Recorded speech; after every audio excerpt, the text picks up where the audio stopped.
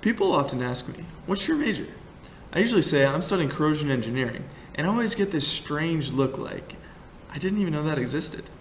And it's shocking how often I get this response. As a student studying corrosion, it's amazing how little people know about its impact on society. And with that in mind, hopefully I can use this short video to help show how much corrosion really does affect us. There are two main branches of the impacts of corrosion. On one hand, we have the economic implications, and on the other, the social aspects as well. These social consequences are considered more issues of safety, and the economic consequences are how corrosion costs us money.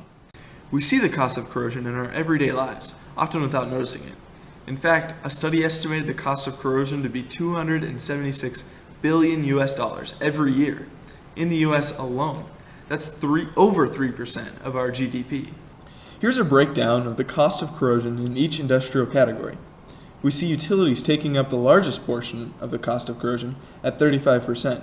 Additionally, we see transportation and infrastructure with sizable chunks, as well as government and production and manufacturing. Utilities cost the U.S. $50 billion each year, mostly to maintain drinking water and sewer systems. The constant upkeep of infrastructure cost the U.S. $23 billion. Hazmat storage, highway bridges, and transmission pipelines require constant monitoring, replacement, and operation to ensure we're living in a safe environment. The list of economic consequences goes on.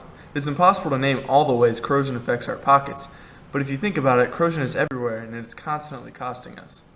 The social consequences of corrosion are also not to be ignored.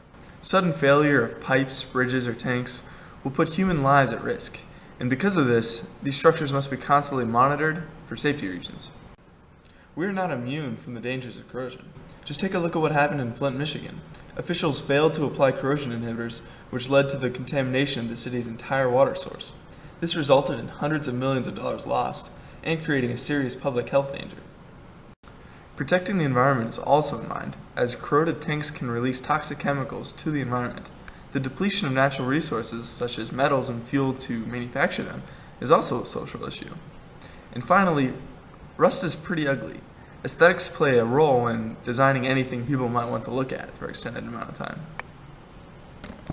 So to finish things up, one major reason why I decided to study corrosion engineering is because I know how much corrosion engineers are needed. Corrosion is a problem that will never go away, and there will always be opportunities in this field. So hopefully now you might have a better grasp on the impacts corrosion has on us.